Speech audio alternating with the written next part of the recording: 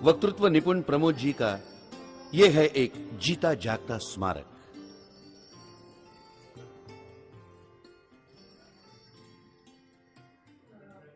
अध्यक्ष जी, मंच पर विराजमान सभी सहयोगी, बहनों और भाइयों,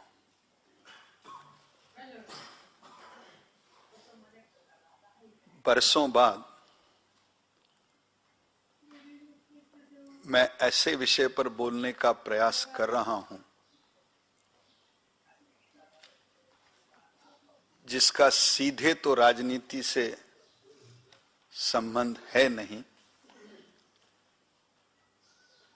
लेकिन राजनीतिज्ञों से इस विषय का सबसे गहरा संबंध है।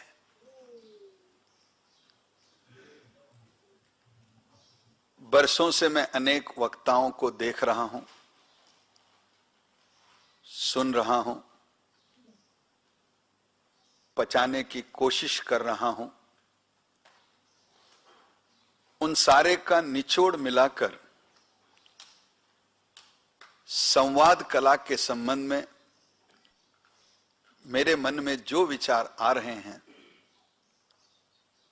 मैं आपके सामने रखने का प्रयास करूंगा। सबसे पहले तो मेरी प्रार्थना आपसे यह होगी कि संवाद कला के जो नुक्से मैं आपको बताने का प्रयास करूंगा,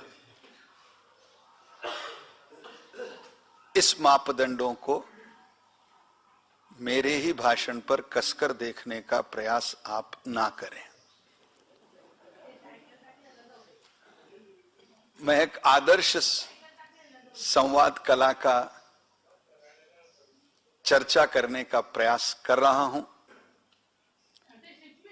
मेरा दावा यह नहीं है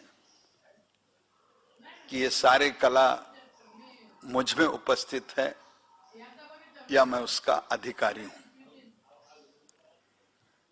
किसी ने कहा है कि संवाद, कम्युनिकेशन, ये भगवान का मनुष्य को दिया गया सबसे बड़ा उपहार है। अगर भगवान हमें ये उपहार न देता तो शायद मानव जाति आज जिस स्थान पर, मकाम पर पहुंची है उस पर नहीं पहुंचती। कुछ लोग कहते हैं कि पक्षियों में भी भाषा होती है, पशुओं में भी भाषा होती है। मुझे इसका ज्यादा ज्ञान नहीं है कि क्या सभी जगह के कौवों की एक भाषा होती है या उत्तर प्रदेश के कौवे हिंदी में बोलते हैं और महाराष्ट्र के मराठी में बोलते हैं। और इसलिए पक्षियों में या पशुओं में भाषा होती है या नहीं है, इसकी तो मुझे ज्यादा जानकारी नहीं है। लेकिन संवाद या भाषा भगवान की दुनिया में मनुष्य को भगवान निर्मित और सारी चीजों से अलग करता है।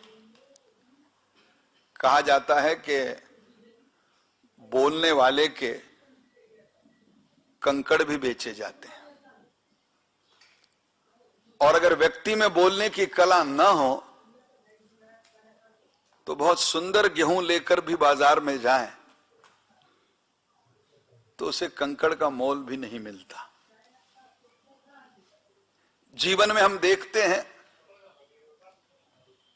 कि व्यक्ति से व्यक्ति का हो, व्यक्ति से समूह का हो, जब संवाद चलता है तो जिस व्यक्ति के पास ये संवाद की कला उत्कृष्ट होती है उसका हमारे सबके जीवन पर प्रभाव पड़ता है, क्योंकि वो अपना विचार दूसरों के हृदय तक पहुंचा सकता है। बहुत बार हमने देखा है कि बहुत अच्छा विचार होने के बाद भी वो क्या कह रहा है यह हमें समझता ही नहीं है। और कभी कभी कहने की कला हो तो गहन से गहन विषय भी अत्यंत सोपे सरल शब्दों में जब कहा जाता है तो वो व्यक्ति के दिल में उतर जाता है। और जैसे मैंने कहा कि इस विषय का भले राजनीति से संबंध ना हो, लेकिन राजनीतिज्ञों से इसका सर्वाधिक संबंध इसलिए है कि राजनीति में जितनी संवाद कला की आवश्यकता होती है वो शायद और किसी व्यवसाय में ना हो। कभी कभी तो हम लोग मजाक में ये भी कहते हैं कि नेता बनने के लिए और कोई क्वालिफिकेशन की आवश्यकता नहीं होती, बस सामने माइक हो और बोलने की कला हो तो आदमी रातों रात नेता बन जाता है। इसका व्यंग छोड़ दीजिए, उपहास छोड़ दीजिए। इसका अर्थ यह है कि राजनीति क्योंकि विचारों का आदान प्रदान है। आखिर राजनीति होती क्या है? जब मैं आपात स्थिति में कारावास में बंद था तब मैंने एमए पॉलिटिकल साइंस पूरा किया। उसमें मुझे एक पेपर था, पावर पॉलिटिक्स। आज वो सारी बड़ी किताब तो मुझे ध्यान नहीं है, लेकिन उस किताब के प्रारंभ में जो 4 वाक्य लिखे थे वो मुझे आज भी ऐसे ध्यान है मानो जैसे कल पढ़े थे। उसमें लिखा था, politics is always a power politics. दूसरा वाक्य था, व्हाट इज पावर। और तीसरा वाक्य था, power to rule over the minds of others. दूसरों के मन पर प्रभाव करने की शक्ति असली राजनीति है। अब इस कसौटी पर इसको देखें तो मैं समझता हूं कि कम ज्यादा मात्रा में हम सब लोग जो राजनीति में काम करते हैं इसे संवाद कला की आवश्यकता होती है। संवाद कला हमें तब लगती है जब हम जनसभाओं में बोलते हैं। संवाद कला हमें तब लगती है जब हम कार्यकर्ताओं के सामने बोलते हैं। संवाद कला हमें तब लगती है जब हम संसद में, विधानसभा में, कॉरपोरेशन में भाषण देने का प्रयास करते हैं। संवाद कला हमें तब लगती है जब हम कार्यकर्ताओं की बैठक लेते हैं। संवाद कला हमें तब लगती है जब हम किसी नेता से मिलते हैं या किसी अनुयायी से बात करते हैं। और इसलिए व्यक्ति व्यक्ति से लेके व्यक्ति समूह के अनेक प्रकारों में हमें संवाद कला की आवश्यकता हो नहीं सकती। बहुत बार हमने अनुभव लिया होगा कि अगर हमें 10 भाषण सुनते हैं तो 10 में से 9 भाषण ऐसे होते हैं जिसके विषय का शीर्षक कुछ होता है, अंदर का भाषण दूसरा ही होता है। बहुत सारे वक्ता मैंने ये देखे कि वो उनका एक भाषण होता है, आप उनको कहीं भी खड़े कर दो, भाषण वही देते हैं। आप उनको जनसभा में खड़े करो वो ही देते हैं, आप उनको अकेले में मिलने के जाओ मुद्दा वही होते हैं। अच्छा बोलने वाला हो, अगर दोबारा 4 बार अगर वो वही बात करता रहे, हाँ श्रोता बदल जाए और बात वही रहेगी समझते। हम भी चुनाव में जब भाषण करने जाते हैं तो हर गांव में नया भाषण तो नहीं कर सकते, लेकिन श्रोता वही, वक्ता वही, भाषण वही, साल भर पहले वही, 2 साल बाद वही। अब स्वाभाविक रूप से ऐसा जब बार बार वही भाषण किया जाएगा तो उसके कारण जो विचार हमको लोगों को देने हैं वो विचार कोई ग्रहण कर ही नहीं पाए। और इसलिए कभी कभी मैं राजनीति में कभी कभी कि मैं बहुत बार राजनीति में ये देखता हूं कि राजनीतिज्ञों को जिस विषय पर बोलना है उस विषय पर अभ्यास करने की आदत सामान्य अपवाद छोड़ के बिल्कुल बची। और इसलिए जो पीठासीन होता है वो बार बार टोकता है, विषय पर आना, विषय पर आओ, और बार बार हम नीचे से जवाब देते हैं, अभी आओ, मैं विषय पर ही आ रहा हूं, थोड़ा दूर से आ रहा हूं। अब वो दूर से नहीं आ रहा है, वो विषय पर आ ही नहीं रहा है, क्योंकि उसे विषय का पता ही नहीं है। और कुछ वक्ता तो मुझे ऐसे मालूम है जिनको विषय बताने की भी जरूरत नहीं होती। अब कुछ वक्ताओं के मैंने भाषण ये देखे हैं कि उन्होंने 2004 की लोकसभा में भी वही भाषण किया था, 5 की विधानसभा में भी वही भाषण किया, और जब हमारी राष्ट्रीय परिषद हुई तो वही भाषण किया, भाषण वही था। 3 अलग घटनाएं थी, उसको किसी के साथ जोड़ा नहीं। और इसके पहला मेरा आग्रह ये होगा,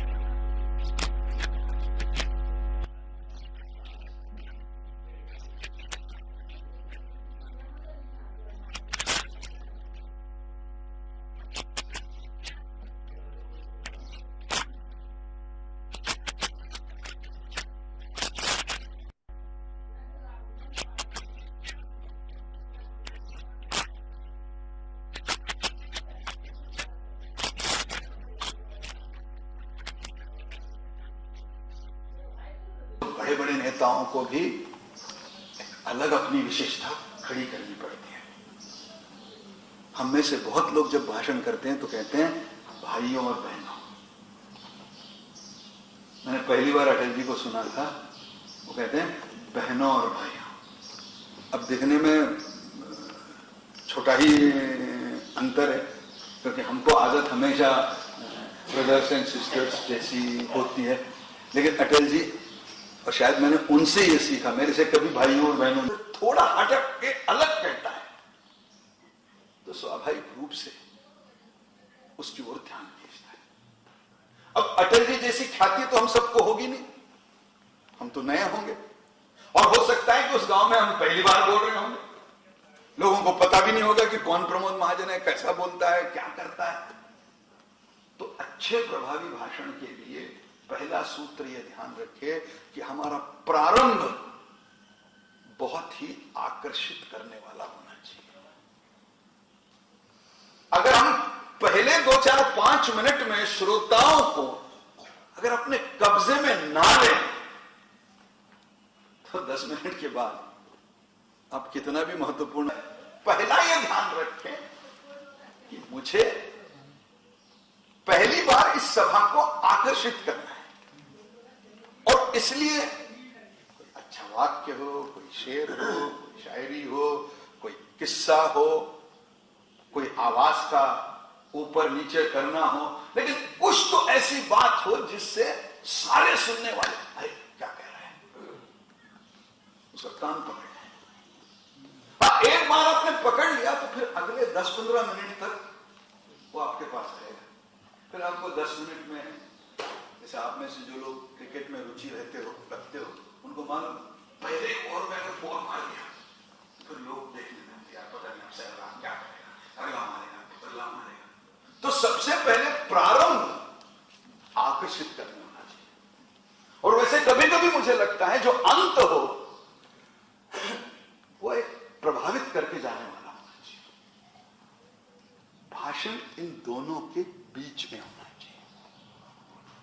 याद रखें, हमारा भाषण कोशिश हो कि 9 रसों से परिपूर्ण होना चाहिए। बहुत बार हम ध्यान रखें, बहुत गंभीर भाषण बहुत देर तक सुनने की मनस्थिति में लोग नहीं होते।